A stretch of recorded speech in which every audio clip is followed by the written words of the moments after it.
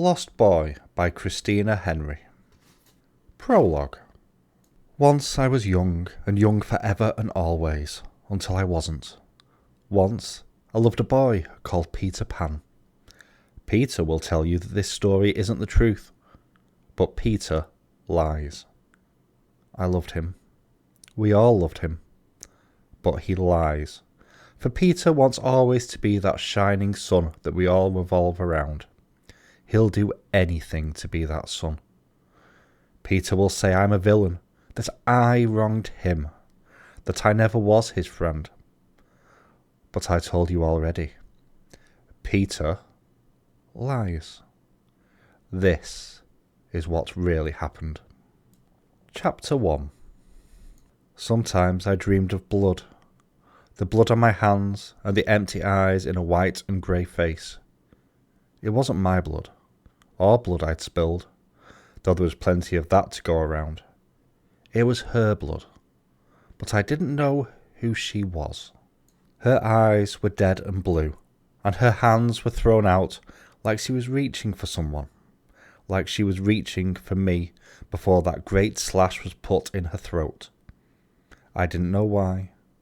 I didn't even rightly know whether it was a dream or something that happened in the other place before I went away with Peter. If that girl was real, it must have happened there, because there were no girls on the island, except the mermaids, and they didn't really count being half fish. Still, every night I dreamed of flashing silver and flowing red, and sometimes it startled me out of sleep, and sometimes it didn't. That night I had the dream, same as usual, but something else woke me. I heard a sound that was maybe a cry, or a moan, or a bird squawking out in the night of the forest.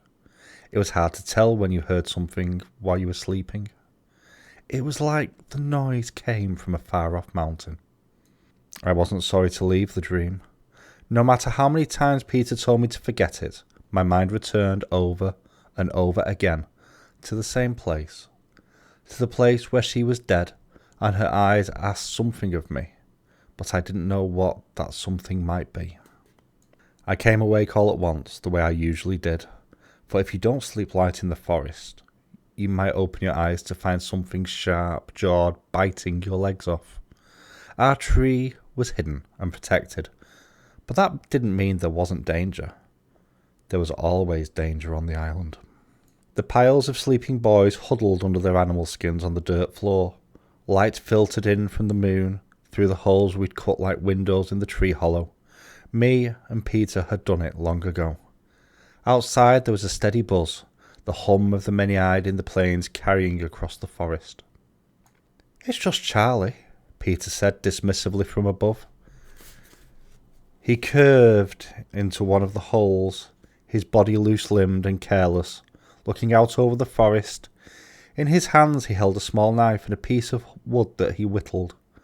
The blade flashed in the moonlight, dancing over the surface of the wood.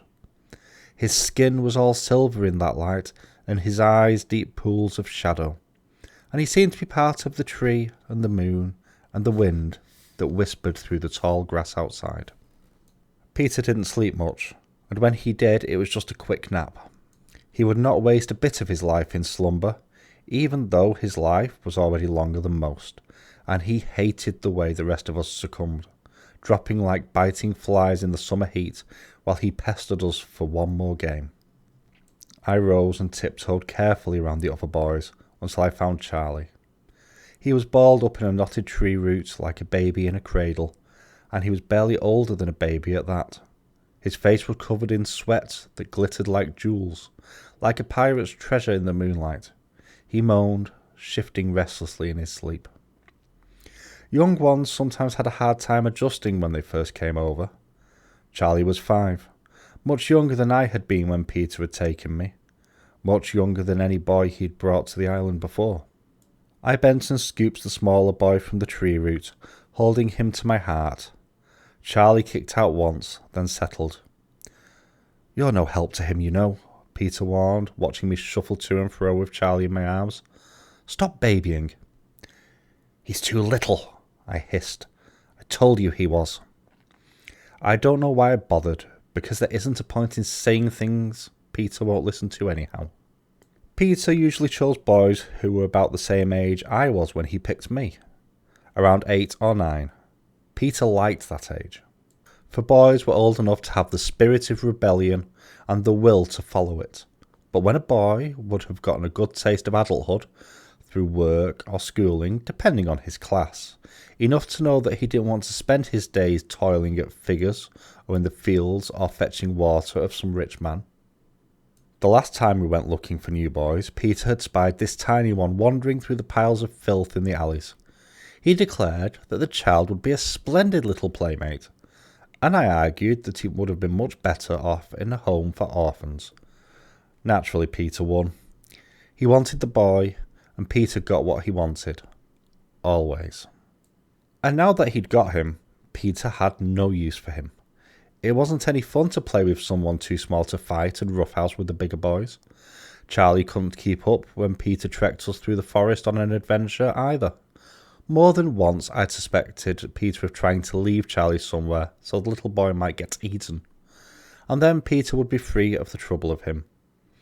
But I kept one eye on Charlie, though Peter didn't like it, and as long as I watched out for him and carried him home, there wasn't much Peter would do about it but complain, which he did. "You should have left him by the crocodile pool," Peter said. "Then his crying wouldn't wake you up." I said nothing, because it wasn't worth my breath. Peter never lost an argument, and not because he wasn't wrong. He was, and pretty often too. But because he never got tired. He'd keep coming back at you no matter how right you were, until you threw your hands up and let him win, just so you'd have some peace. "You'll be up all night with him, walking him like a mama with her babe," Peter said. "What would you know about it?" I said as I rubbed Charlie's back again to get him to settle. "There's never been a mama here, and you don't remember yours." "I've seen them at it," Peter said. "In the other place, the little babies wail and the mamas walk to and fro and shush and jiggle them, just like you're doing now. And then, sometimes the baby's quiet, and sometimes they don't. And when they don't, the mamas will cry and cry themselves, because those little wailing things won't shut it. I don't know why they don't just put those babies under a blanket until they stop. It's not as though they can't make more." He didn't mean it. Not really. At least, I didn't think he meant it. To Peter, all children were replaceable, except himself. When he lost one here on the island, he would go to the other place and get a new one, preferably an unwanted one, because then the boy didn't miss the old place so much, and he was happy to be here and do what Peter wanted. Those who didn't listen so well or weren't happy as the singing birds in the trees found themselves in the fields of the many-eyed without a bow, or left near the pirate camp, or otherwise forgotten, for Peter had no time for boys who didn't want his adventures. After a while, I sat and leaned against the bark of the tree, humming a quiet tune that I learned once long ago, before Peter, before this island. I didn't know who had taught me that song, but it had stayed in my head all these long years. The song irritated Peter, and he told me to shut it, but I sang until Charlie's breath grew soft and quiet, and even his chest rising and falling in time with mine. I stared out the window past Peter to the untouchable moon. The moon was always full here, always looming like a watchful eye. 2 staring eyes, small hands covered in blood. I pushed the dream away. It did me no good to remember it. That was what Peter always said. I had been with Peter longer than I'd been in the other place. Longer than I could count, anyway. The seasons did not pass here, and the days had no meaning. I would be here forever. I would never grow up. Peter's whittling knife danced in that white light until the moon disappeared behind my closed eyes. I was smaller then, and Peter was big and brave and wonderful. He said, "Come away and we'll have adventures and be friends always." And I put my hand in his, and he smiled, and that smile went into my heart and stayed there. We ran through the streets of the city where I lived, and Peter was so swift and silent I could hardly believe it. He ran like the wind was part of him, and his feet barely touched the ground. And I thought, watching him run in the dark, that he might take off and fly and take me with him. It would be lovely to fly away from the city and into the stars, for the city was dark and dirty and full of big people who would grab at you if you were small and say, "Here now, what's all this?"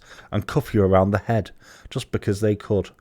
And they would take your bread and your apples and leave you with your insides all twisted up, and then throw you back in the mud and laugh and laugh. But Peter said he would take me away from all that. He was taking me to a place where there was all the food you could eat, and no one would hit you, and there was no one to tell you what to do, and when to do it, and to get out of the way and go to sleep in the trash where you belong. He said that on his island you could sleep in the trees and taste the salt from the sea on the air, and there was treasure and fun all day long. I wanted to go there. I couldn't wait to go there, but I was scared about getting on a ship to go to the island. I'd never been on a ship before, but I'd seen them in the port. Peter might not like me if I told him I was scared, so I didn't say anything. But I was certain that once we got out to sea, a monster would come and break the ship into 1,000 pieces, and we would fall to the far bottom of the water and never be seen again. Peter tugged me along, and I was getting tired, and he said, "Come on, Jamie, just a little more and we'll be there." And I wanted to make him happy so he would smile at me again. So I ran and tried to be as fast and as quiet as he. I thought we would go to the docks, but Peter was taking us away from there. I tugged on his hand and said, "Aren't we going to a ship?" And Peter laughed and said, "Why would we go to a ship, silly?" But he said it in a way that didn't hurt and didn't make me feel stupid. More like he had a secret and was laughing because he was going to share it with me soon. We went away from the city, far away from the place where I slept, and I didn't know where we were or if I would ever find my way home again. And then I remembered I didn't want to go home anymore, because home is where they hit you, and you sleep in the dirty straw, and she screams and screams and screams. The scream was still in my ears when I was roused by Peter's cock crow just as the sun emerged over the mountains. His cry and her scream twisted into one sound, and then the scream faded away as my eyes opened and I saw him perched in the window. He had ginger hair that was always dirty, for he hated to bathe, and he was dressed in a shirt and leggings made from deerskin, the hide grown soft and white with age. His feet were bare and filthy, the toenails broken and torn from scampering over rocks and through trees. Peter was silhouetted in the window, legs wide apart, hands on hips, crowing with a great vigour.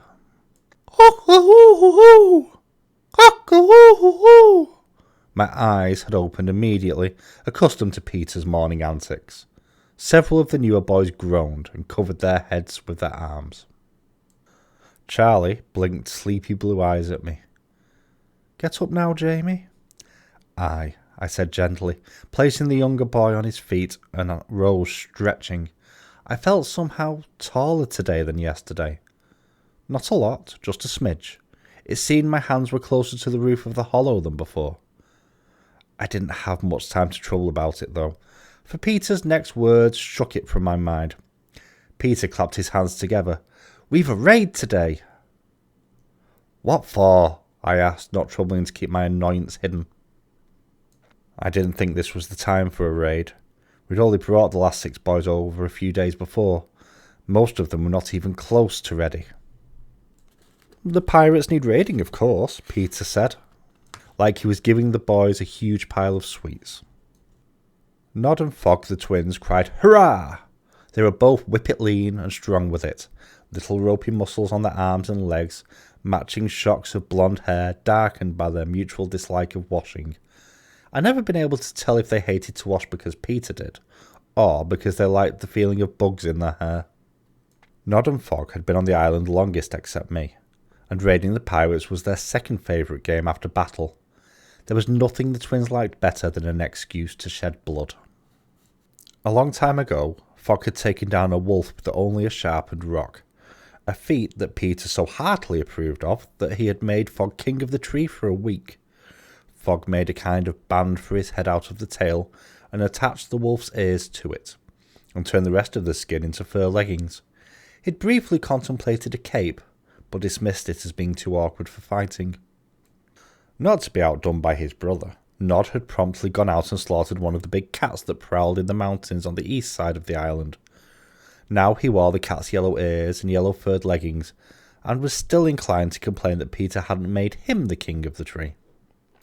Some of the other boys tried to copy Nod and Fogg, and got eaten by a cat for their trouble, and when we lost a boy, we would go and collect a new one from the other place, for Peter had particular ideas about how many boys should be about him at all times. There were 15 of us in all, including Peter and me. We lost a few every year to battle and to the raids, and some to the illness or animals. Ambro had died coughing up blood, and now Dell was looking thin and white. Soon he would start coughing too, and then Peter would send him outside to sleep. Peter had complained incessantly about the noise when Ambro was dying, as if the boy could have prevented it, and if he could have stopped it, he would have, for we all loved Peter, even when he was cruel. His approval was hungrily sought, and his derision cut sharper than the blade of a pirate's sword. Peter hopped down from the window, landing lightly on his feet despite the height. Sometimes I thought that Peter couldn't be hurt, and that was why he didn't bother so much when the others were, for he couldn't understand their pain. And Peter was bound to the island in some way that the others weren't. He understood the land, and it understood him. And that's why I had grown a bit, and Peter hadn't. It was the island that kept us all young, though some of us wouldn't stay that way. Some of the boys, for some reasons none of us could comprehend, grew up like normal.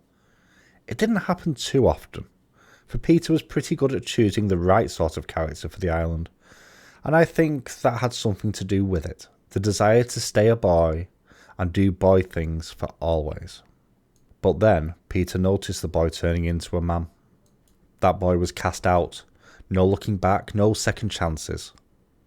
Those boys ended up in the pirate camp, if they made it across the island alive, and became unrecognisable bearded faces, no longer our little friends. I reckoned I'd been about 8, same as Nod and Fogg when Peter found me. I'd be long dead if I'd stayed in the other place, for 100 or 200 seasons had passed. I wasn't sure exactly how many, because it's easy to lose track if you don't pay attention. I looked about 12, a few years older than I was when I arrived. Nod and Fogg too had grown a bit. Peter had started out 11 and stayed 11. There wasn't a part of him not exactly the same as it had been when he took me from the other place so long ago. His first friend and companion. Sometimes I worried, just a little, that I would grow up and be sent to the pirates' camp. Peter always cuffed my ear when I said things like this. "You'll never grow up, you fool. I brought you here so you wouldn't." But I was getting a little older just the same, and Nod and Fogg too. We lost too many of the other boys to tell if only the 3 of us felt the minutes creep of age. Sometimes at night, when the nightmares clung to me, I wondered if Peter's assurances that I would never grow up were only assurances that I would die before such things happened. I wondered if that were better, to die before I became something withered and grey and not wanted. Our leader crouched on the ground with a stick and drew a quick map of the island, and then a detail of the pirate camp. Our tree was in the very centre of the forest, and in the very centre of the island. The forest cut through the middle of a mountain range on the east side. It crossed the whole middle of the island and emptied out to the ocean on the east side, and a sheltered lagoon on the west. In the northwest part were the plains, in which the many-eyed lived. We didn't go there, if we could help it. If you went straight south from our trees, you would run into the crocodile pond and the swamp. The swamp became a green marshy place that met the ocean. The southwest corner of the island was mostly big sand dunes, giant things that took a long time to climb up and down again. Past the dunes was a sandy beach, the only one where we could safely play and collect coconuts. On the northern side of this beach, hidden by the forest that wrapped around it, was the Mermaid Lagoon. The pirates had staked out the beach on the north end of the island, near the cove just where the border of the plains and the mountains met. There was no beach on the east side at all, only a sheer rock face from the mountains and a towering cliff where the forest ran up to the sea. The boys crowded around Peter. I had no need to. I knew the island by heart, better than anyone except Peter. I'd been over every root and rock and plant, crept around every wild thing, seen all the mermaids 100 times over, and pulled away from the snap of a crocodile's jaws more than once. I didn't like having a raid so soon, but I knew my part if one was to happen. Charlie stayed with me, one of his little hands safely buried inside mine. He stuck his thumb in his mouth, not interested in the map or what might happen next. I sighed softly. What would I do with Charlie in a raid? It was a certainty he wouldn't be able to defend himself, and I half suspected Peter of devising this trip just to get rid of the smaller boy. Most of the new boys seemed unsure as they collected around Peter, except for a big one called Nip. He was almost as tall as me, and I was easily the tallest boy here. Nip had the look of a boy who liked to be the strongest and the fastest, and he'd been eyeing me since he'd arrived. I knew Nip would pick a fight soon. I just hoped I wouldn't have to do Nip serious harm when it happened. There wasn't any malice about this. I didn't wish the boy any more harm than he wished me. But I was the best fighter. Peter knew it. All the boys who'd been around longer knew it. Even the pirates knew it. And that's why they tried their damnedest to kill me every time there was a raid. I'd learned not to take it to heart. The pirate camp was a 2-day walk from the tree, depending on how fast you could hurry along a pack of boys. And though Peter made it sound like an adventure to the new boys, I knew well enough that there was as much work as play. There would be supplies to gather and carry, the many eyes patrolled through the plains we had to cross. To top it off, the pirates might not even be in the port. This time of year they were often away raiding themselves, stealing gold from galleons at sea, and crying girls from cities they burned. To my way of thinking, this was not a smart idea. Not only did I have Charlie to worry about, but the new boys were untried. We didn't even know whether half of them could fight at all, much less against grown men who made their living by the blade. And Dell might not make it. I could already imagine the boy sicking out puddles of blood on the way, blood that would attract the many-eyed to us when we took the path that bordered their lands. It was a risky plan, probably wasteful. Even saying that all the boys made it to the pirate camp, it was unlikely all would make it back. We never did come back with the same number that we left with. I let Charlie go with a reassuring grin. The little one gave me a half-smile in return. Then I told him to stay where he was put. I sidled around to Peter, who energetically slashed at the ground, making marks to indicate who would go where in the pirate camp. I had to try, though. Nothing was likely to come of it. I don't think... I began under my breath. Don't think, Peter said sharply. Some of the boys snickered, and I narrowed my eyes at each face in the circle. One by one their gazes fell away, except Nip, who stared insolently at me until I growled. Nip dropped his eyes to the ground, a red flush climbing his cheeks. I answered to no one but Peter, and the sooner the new ones learned that, the better. I know what you want, Peter said, his green eyes bright and intent on his drawings. Stop babying. It's not babying to wait till they're ready, I said. Stop babying, Peter repeated. And that was that. Peter had spoken, and we would all do as he wished. It was his island. He had invited us here, had promised us we would be young and happy forever. So we were, unless we got sick or died or were taken by the pirates, and it was of no never mind to Peter if we did. The boys were just playmates to help him pass the time, though none of them knew this. They all thought they were special in his eyes, while the only one who was special was me. Peter had picked me first, had kept me at his right hand for so many years, but even I had no power to make Peter do what he did not want. Peter wanted a raid. We would have a raid. I stuffed my hands under the waist of my deerskin pants and hooked my thumbs over the edge. I listened to Peter's plans with half an ear. I had heard it all before, and I knew what I would have to do anyway. I always fought with first mate. I'd killed most of them. and the ones who lived carried my mark.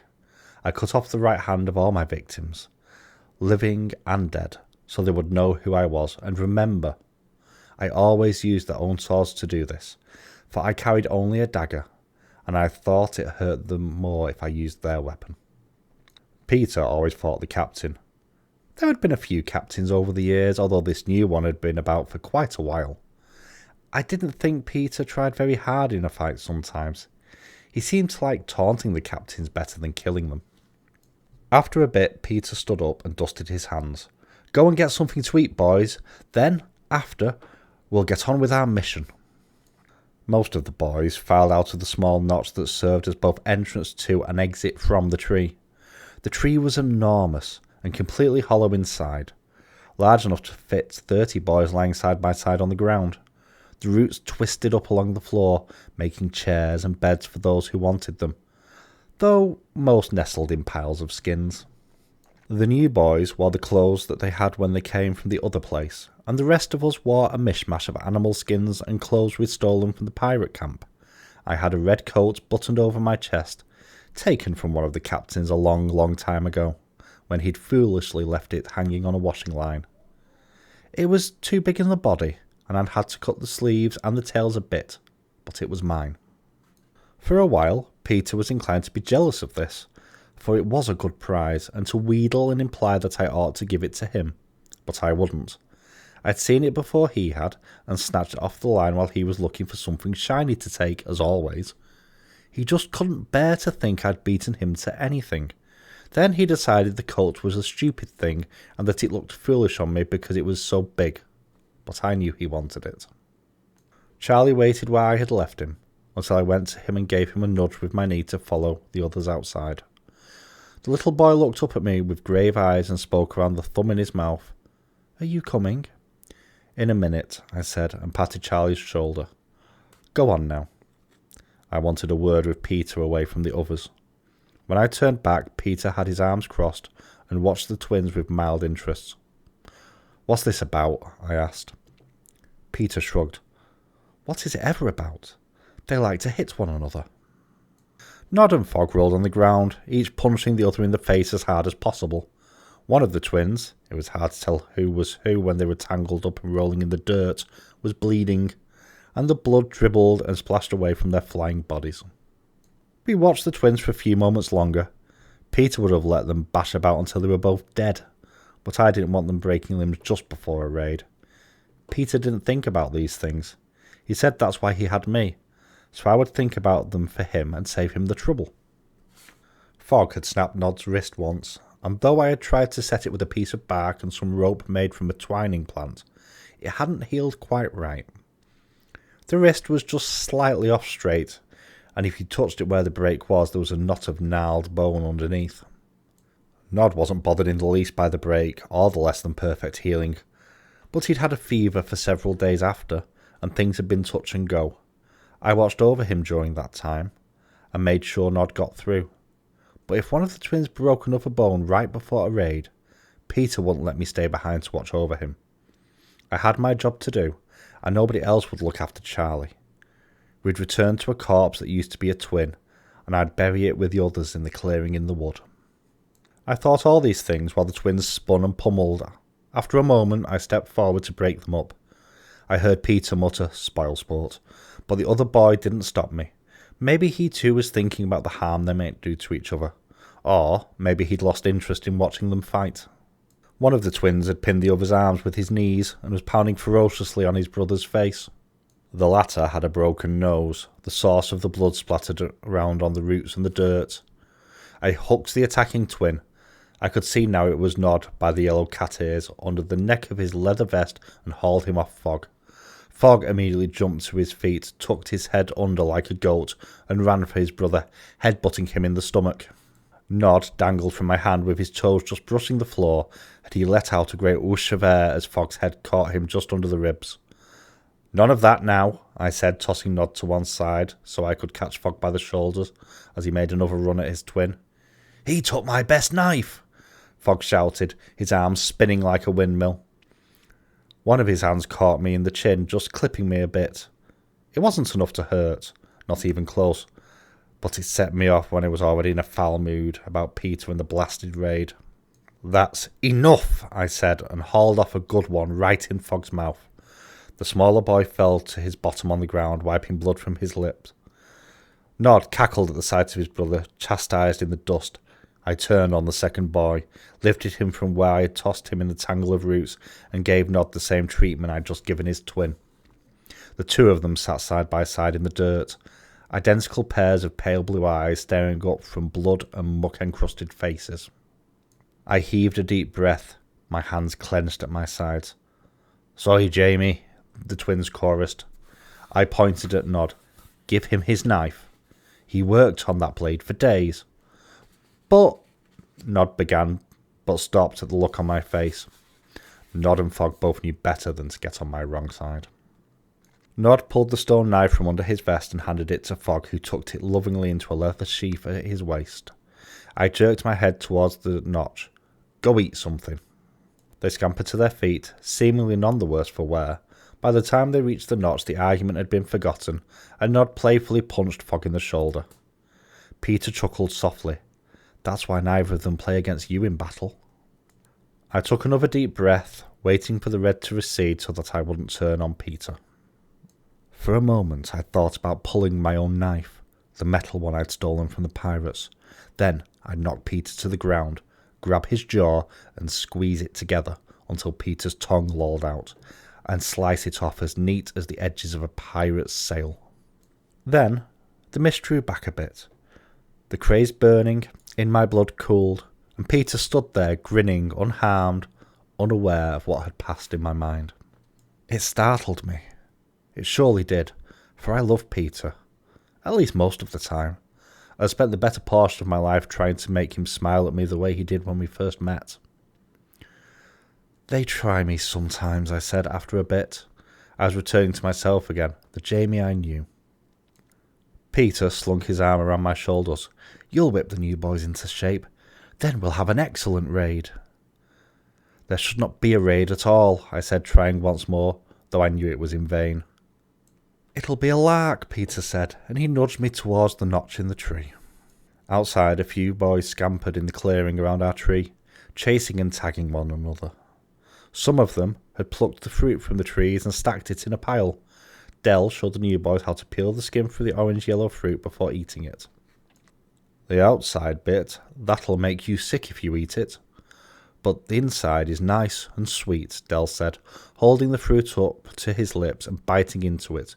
Juice spilled over his chin. The sticky yellow stuff stood out against his white skin like a warning. I paused, my hands on the trunk of the tree. Peter emerged beside me and followed my gaze. "Dell won't last much longer," I said. "He won't last a raid, that's for certain." Peter shrugged. "If he's sick, he can stay behind. Better he coughs out that muck when I'm not here. I don't want to listen to it." This was more or less what I expected, but I felt a surge of the same strange anger I'd felt a few moments before. It made me speak when I should have held my tongue. "What if I had been the one sicking out my lungs?" I said. I felt the temper perilously close to the surface, lurking just underneath, my skin hot and wild. Would you leave me behind? Peter looked at me, just the faintest of questions in his eyes. "You never get sick, Jamie. All the time you've been here, you never had so much as a sniffle." "But what if I was?" I persisted. I wasn't sure whether I should be angry with Peter or not. There was no harm in his feelings. Peter would like it if Dell was alive, but it wouldn't bother him if Dell wasn't. He didn't wish the other boys harm. "You won't be," Peter said, and he ran off to join the running boys. They were practicing swordplay with sticks now, jabbing and slashing at one another with the long branches that fell from the fruit trees. I stared after him, felt that familiar mix of love and worship and frustration that I often felt with Peter. You couldn't change him. He didn't want to be changed. That was why Peter lived on the island in the first place. I crossed the circle of boys, gathered around the patch of fruit. Most of the lads were fine, but Charlie struggled with the small stone knife that one of the older boys had lent him. I knelt beside him on one knee, took the unpeeled fruit from Charlie's little hand. "Like this, see?" I said, making quick work of it and handing it back to Charlie. The smaller boy looked up at me with shining eyes as he bit into the fruit. "Scud," he said. I ruffled Charlie's hair, yellow-white in the sunlight. He was like a little duckling with his head all covered in a fuzz. A little duckling who'd follow behind me and expect me to keep him safe. There was nothing to be done about it now.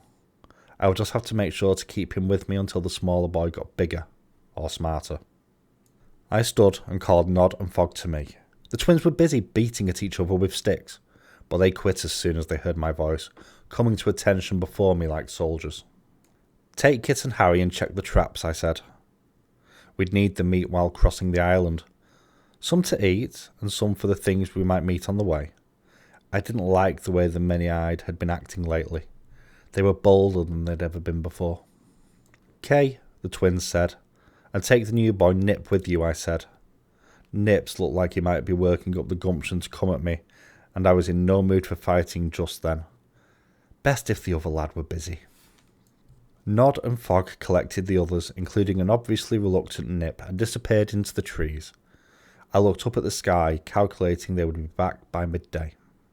I rounded up the other boys and set them to tasks, cleaning and collecting the knives and bows, rigging up carrying pouches for food, laying out strips of fruit to dry in the sun. Peter frowned when he realised all his playmates had been taken away from him for chores. "What's the idea?" he said. "You want a raid, don't you?" I said, turning away so he wouldn't see the gleam of satisfaction in my eye. If he wanted his raid, he would have all that came with it, including the work. "Aye," Peter said. "Then there's work to be done." "Not for me," Peter said. He planted himself defiantly in the shade of a fruit tree and took out a piece of wood he'd been whittling at the night before, one he'd turned into a little flute. He whistled, watching me from the corner of his green eyes. I gave Peter my back and went about my business. Peter watched me closely, though I pretended not to notice. Watched me as a mother might watch over a child, or a wolf might watch something that was between it and its prey.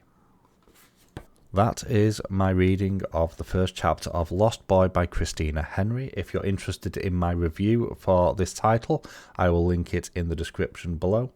Also, if you want to check this book out, I highly recommend you do so. Lost Boy by Christina Henry. Thank you for listening, and I'll catch you all very soon.